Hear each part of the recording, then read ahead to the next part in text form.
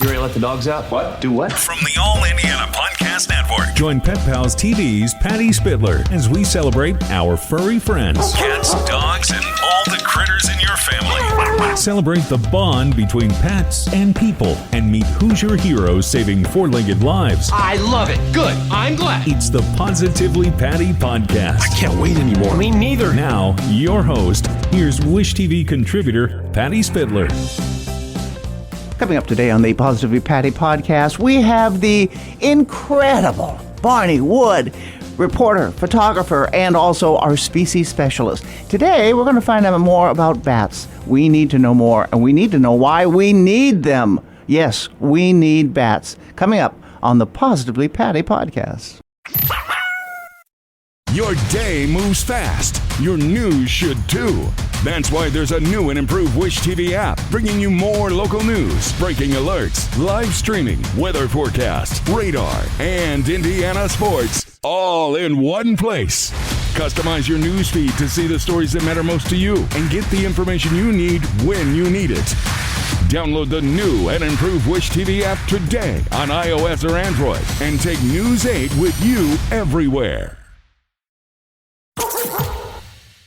And now, as promised, the Positively Patty podcast. And today, we're talking with Barney Wood, reporter, photographer, and I like to call him our species specialist. You've been doing some wonderful stories about things we need to know, not necessarily pets, but these are animals that help us, and we need to know more about them, and maybe we're a little afraid of them. This time, you took on bats. Yeah, it was really fun, and they do kind of indirectly help all of our critters and everybody in the world. Basically. Yeah. And I love doing these stories because you kind of throw me these topics I don't really know, and then we go and do this research, and it's fascinating. And I learned we all learn so much. Oh, yeah. I mean, we're afraid of bats partly because of the lore, with Halloween, and they're not like that all the rest of the world either. No. Just in America, we're kind of afraid of bats, so tell us more. Yeah, well, first thing off, people think flying mice. Well, they're not flying mice, but they are a mammal.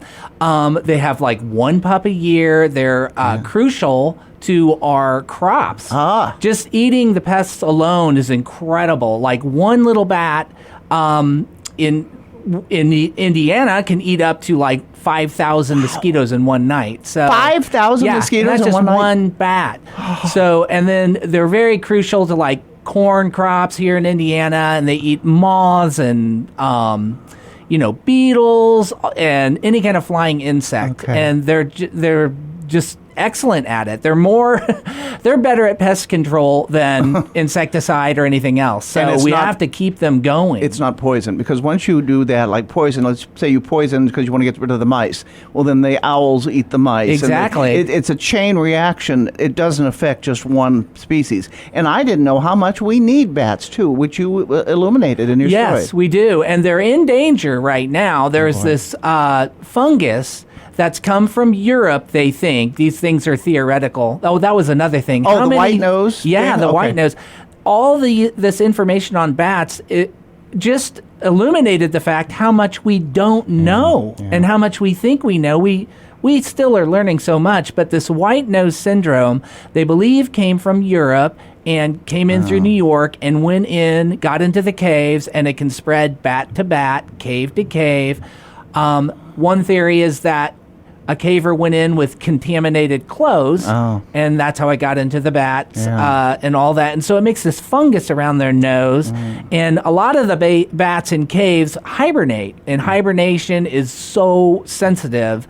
And they fidget around, their body temperature changes, so they move around during their hibernation.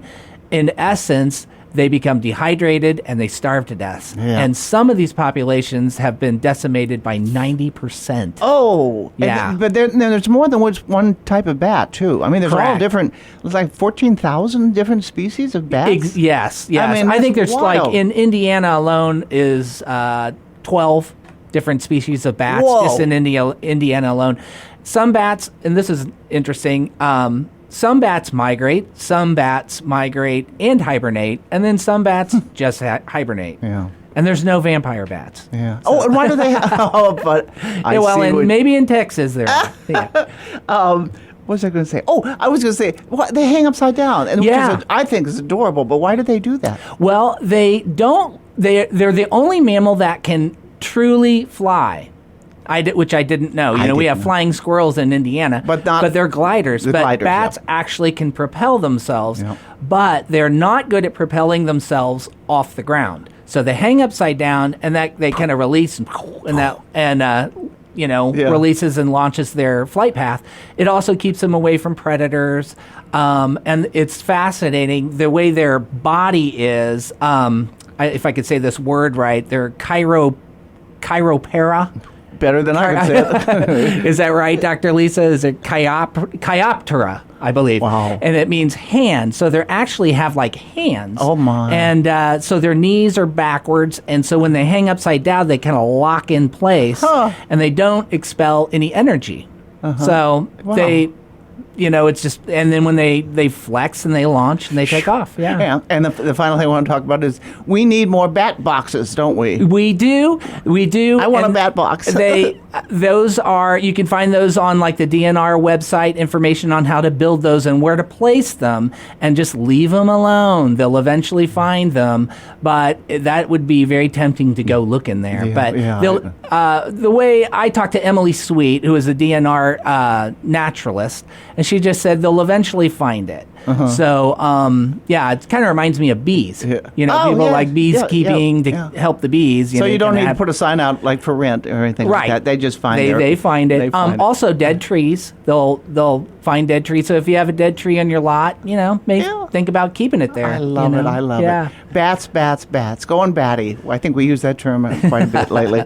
But I love learning. And the best thing is we can do, as you mentioned, alluded to, is leave them alone. Basically, leave 'em don't go alone. caving in Yeah. the winter. Just leave them alone. Yeah. They, I know they're fascinating. They're very cool. This echolocation that they could find the size of a bug while they're flying through sonar and the texture, what it is, just fascinating. It But the is, best thing is to just leave them alone leave and 'em let's alone. get past this white nose syndrome. Yes. And And get over our fear of them. and our fear. Really, I think there's only like one case of rabies. It's not a big scary thing, but they are weird looking. I'll tell you And that. I love them. I think they're adorable with their little ears. So learn more about bats. You can go to again the DNR site. Correct. And Indiana find out DNR. more.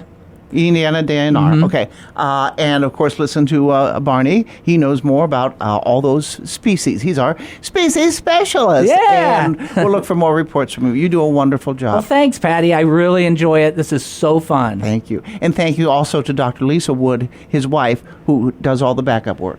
And Just she's smiling. backup research. Research. She's my cheerleader. Great. Very nice. Thank you. Barney Wood. That's our Positively Patty podcast about bats. Discover more pet-friendly stories at petpalstv.com and stay with Wish TV online at wishtv.com and when you follow Wish TV on Facebook.